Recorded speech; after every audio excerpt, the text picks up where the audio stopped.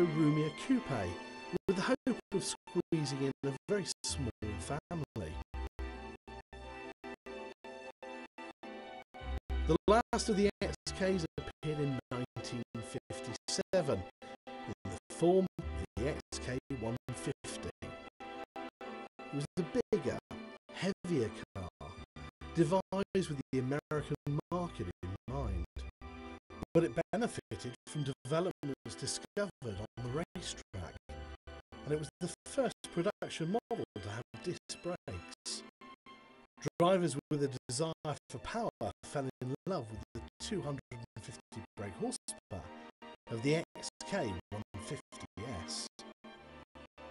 Lyons realised that his excellent cars needed a platform to be promoted on internationally and devised a way for Jaguar to show off what it was really capable of. What's the best way to promote the car?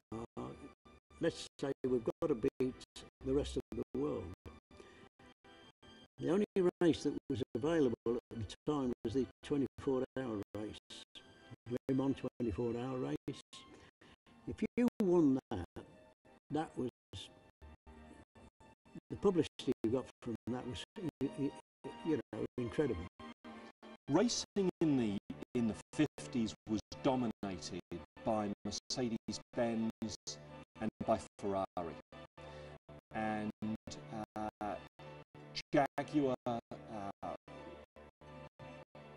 competed in Le Mans, and I think to many people's shock, didn't just win, but actually dominated the entire decade. The 24-hour race at Le Mans was becoming immensely popular at this time, and a win there also ensured enormous prestige.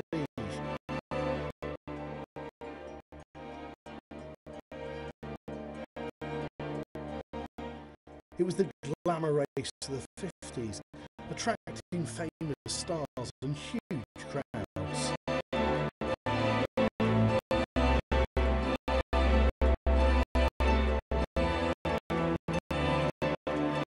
It was not just a race, but a carnival.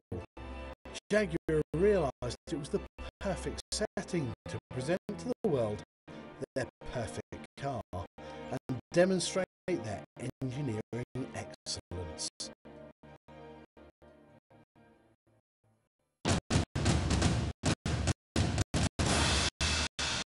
Still to come on the show, we continue our look at the history and heritage of Jaguar as we delve into that top secret archive and development footage from the company's history.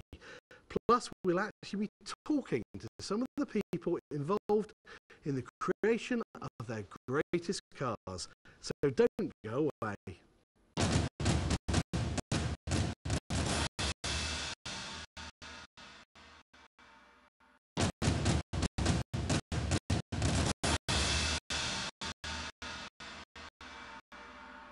Welcome back to Classic Gear, and in this very special show we continue our look at the history and development of Jaguar and its cars. William Lyons decided he needed to modify his very successful XK120 into a pure sports car. Malcolm Sayer was brought in to work on the aerodynamics. If the man who once worked for the Bristol Aviation Corporation couldn't sort the car out, then who could? The weight also had to be reduced by some 1/3, and the engine, though good, still needed further work. The car's improvements for the rear suspension were essential. The new XK120C, C standing for competition, was ready within a year. The XK120 was soon dropped and the name of the C-Type was born. The C-Type was developed from the XK120. It used the same engine, slightly state of tune, lightweight chassis, lightweight aluminium bodywork, a smaller, more compact car, faster, much faster than the standard production road-going car.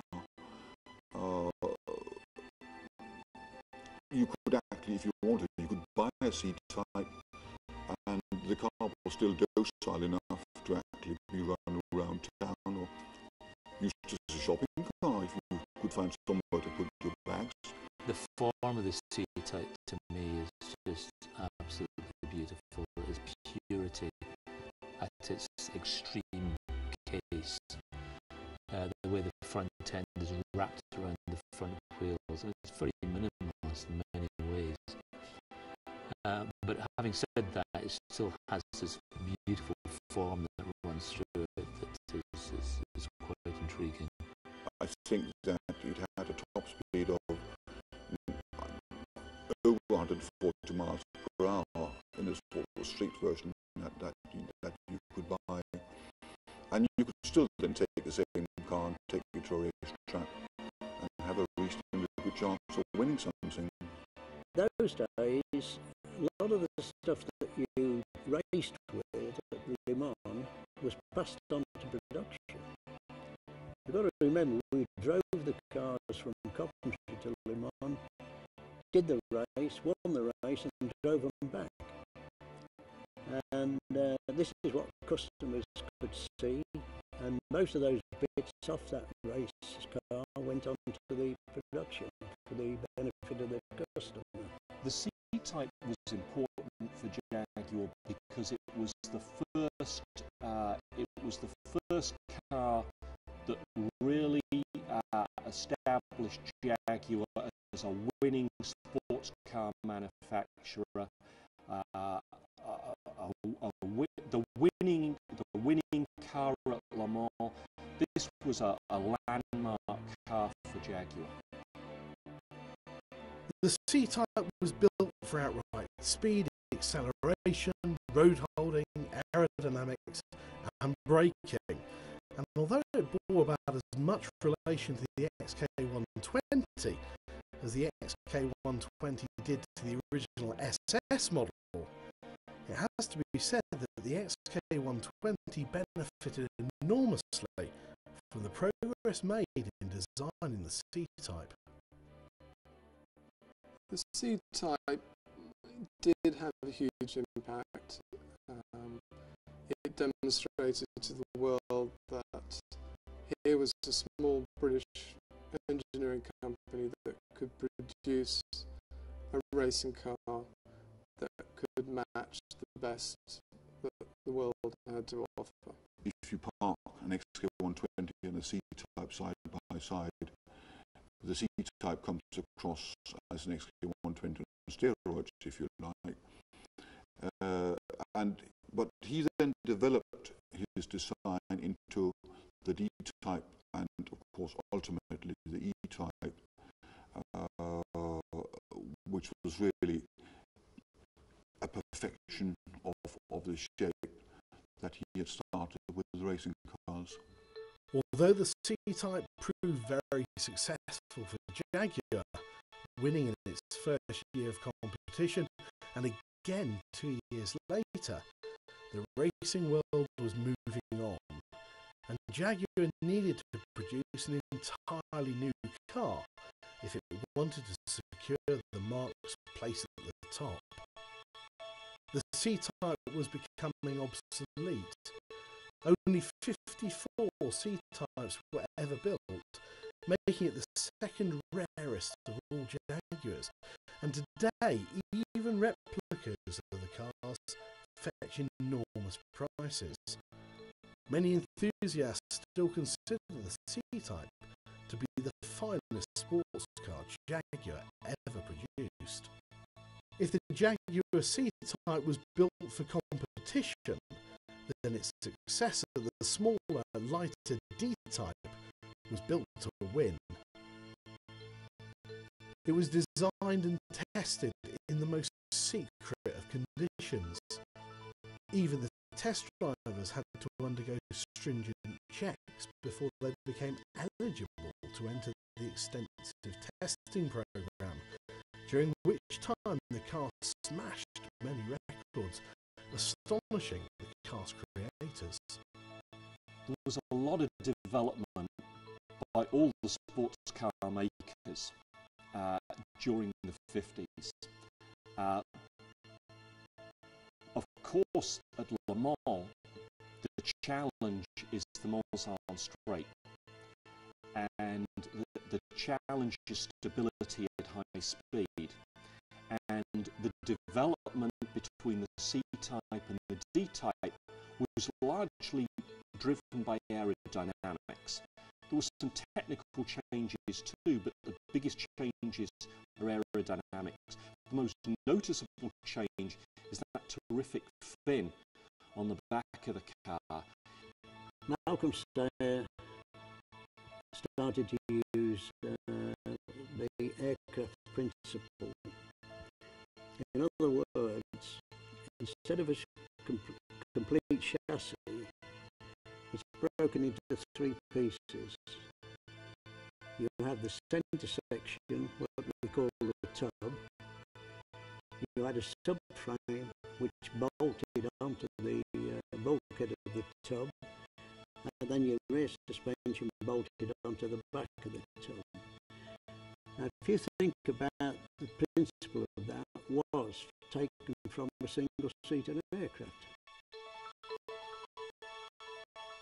Malcolm Sayer further refined the body that would cover the monocoque frame. He lowered the centre of gravity and reduced the frontal area. And by setting the engine at an angle, it was also possible to lower the bonnet line. The Jaguar team produced an exquisite car of streamlined perfection, with new aluminium wheels, a wraparound plexiglass windscreen and an oval air intake. The D-type was ready for action.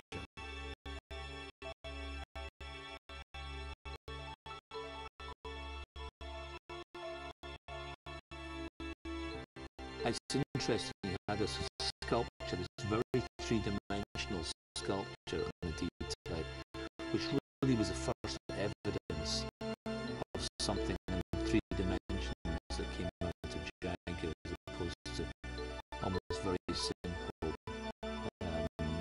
straight up panels. But when you look at the D-type, the sculpture has actually evolved from a very geometric form. It has a very simple tube through the middle of the car, and then these pontoons coming off it. Yes, they're blended together beautifully, and the overall effect is something that looks very sculptured, but it's actually a very mechanical car. The D-type was built, I think, really with an eye to Le Mans, to winning at Le Mans. And it was never, we must admit, that successful in other motor races. So it was kind of almost like built for that specific purpose. The D-type special to me because when I was a young man, when I was working as a student, business student at Jaguar, I'd walk past this D-type every morning as I walked into the office, and I think walking past that history instilled in you a great sense of the tradition, the legacy that Jaguar was all about. In 1955, a slightly modified D-type appeared. It had a longer nose design and improved engine performance, offering a full 30 brake horsepower more.